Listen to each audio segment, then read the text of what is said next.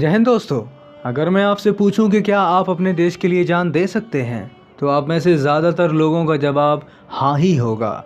लेकिन अगर मैं आपसे पूछूं कि आप फांसी पर झूल कर या गोली खाकर एक झटके में मरना पसंद करेंगे या फिर भूख से घुट घुट कर तिल तिल मरना, तो संभवतः आप सबका जवाब विकल्प नंबर 1 हो, एक झटके में मरना। लेकिन आज हम जिस शख्स की बात करने वाले हैं उसने दूसरा विकल्प चुना, जिनका मानना था कि गोली खाकर या फिर फांसी पर झूलकर मरना तो बहुत आसान है। जब अनशन करके धीरे धीरे आदमी मरता है तो उसके मनोबल का पता चलता है। आज़ादी के इस महानायक का नाम था जतिंद्र नाथ दास, जिन्हें भगत सिंह जतिन-दा कहकर बुलाते थे। 13 सितंबर 1929 ये है लाहौर की बोस्टल जेल के बाहर का एक दृश्य, जहां भीड़ एक शख्स को घेरे खड़ी है।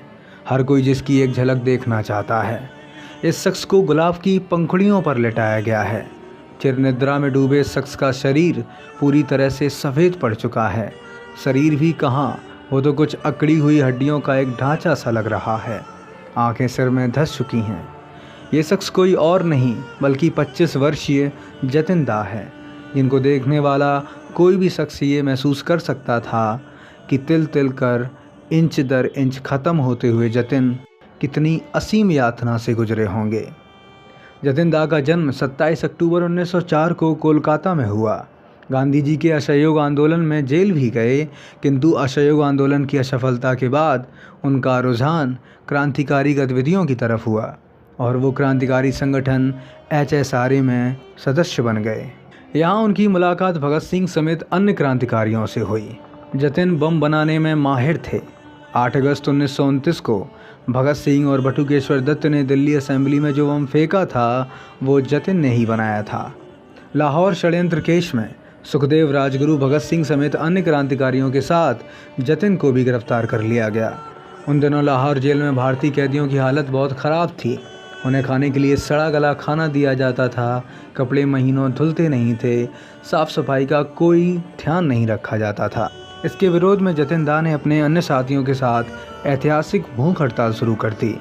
अंग्रेज़ सोचते थे कि गांधी जैसा जिद्दी आदमी अगर ज़्यादा से ज़्यादा 21 दिन तक भूख हड़ताल कर सकता है तो ये लोग कौन सा ज़्यादा दिन टिक पाएंगे। लेकिन ऐसा नहीं हुआ। हड़ताल को 30 दिन बीत चुके थे। अब यह खबर सारे देश में फैल चुकी थी और इन क्रांतिकारियों के प्रति लोगों की सहानुभूति बढ़ती जा रही थी। तब अंग्रेज़ों को लगा कि भूख हड़ताल को ख़त्म करवाना बहुत ज़रूरी हो गया है। अंग्रेज़ अधिकारी भूख हड़ताल तोड़ने के लिए स्वादिष्ट भोजन, मिठाई, दूध इन कैदियों को देने लगे। क्रांतिकारी यह सामान फेंक देते थे। जब इस सबसे बात नहीं बनी तो पानी के घड़ों में दूध भरवा दिया गया। कुछ कैदी प्यास बर्दाश्त नहीं कर पाए और हड़ताल तोड़ दी। लेकिन जतिन-दा का मनोबल फिर भी नहीं टूटा। उन्होंने पानी पीना भी बंद कर दिया। फिर क्या था, अंग्रेज़ ज़बरदस्ती पर उतर आए। जब कुछ उनके हाथ पैर पकड़कर ज़बरदस्ती उनके नाक में रबड़ की नली घुसेड़कर दूध डालने लगे तो उन्होंने इसका विरोध किया। इस हाथापाई में दूध उनके फेफड़ों में चला गया और कुछ ही दिनों में उनकी हालत ख़राब होने लगी। जेल प्रशासन ने जतिन को मनाने के लिए उनके छोटे भाई को भी जेल में बुला लिया, मगर जतिन मानने वालों में से कहाँ थे। 13 सितंबर 1929 हड़ताल का 63वां दिन था। पूरे देश की निगाहें इसी पर थीं। दोपहर में जब सभी क्रांतिकारी बैठे हुए थे, जतिन ने अपने भाई से एक ला चलो गाना गाने के लिए कहा। गीत ख़त्म होने के साथ ही 1:05 पर जतिन की ज़िंदगी का संघर्ष भी ख़त्म हो गया। इस महान शहीद के सम्मान में पूरे पंजाब में बड़े बड़े प्रदर्शन हुए। उनके पार्थिव शरीर को ट्रेन में लाद कर उनके छोटे भाई लाहौर से कलकत्ता के लिए रवाना हुए। रास्ते भर में हज़ारों की संख्या में हर स्टेशन पर जनता ने अपने महानायक को श्रद्धांजलि अर्पित की। लाहौर से कलकत्ता के बीच कानपुर में पंडित नेहरू और गणेश शंकर विद्यार्थी ने उन्हें श्रद्धांजलि दी।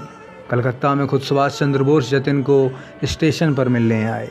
कलकत्ता में जतिन की शव यात्रा में 7 लाख लोग शामिल हुए, जिसे देखकर अंग्रेज़ सरकार बुरी तरह से हिल गई। जिसके बाद उन्होंने किसी भी क्रांतिकारी का शव उनके परिवार को सौंपे जाने पर रोक लगा दी। इसी कारण बाद में भगत सिंह, सुखदेव और राजगुरु के शव को अंग्रेजी सरकार ने आनन फानन में रात के अंधेरे में ही जला दिया था। खैर, हम बात कर रहे हैं जतिन दा की, जिन्हें सुभाष चंद्र बोस ने आधुनिक ददीची की उपाधि दी थी। उन्होंने कहा था, जिस तरह महर्षि ददीची ने वज्र बनाने के लिए अपनी अस्थियां दान कर दी थीं, उसी तरह जतिन ने भी अपना शरीर दान कर दिया है। वो आधुनिक भारत के युवा ददीची हैं।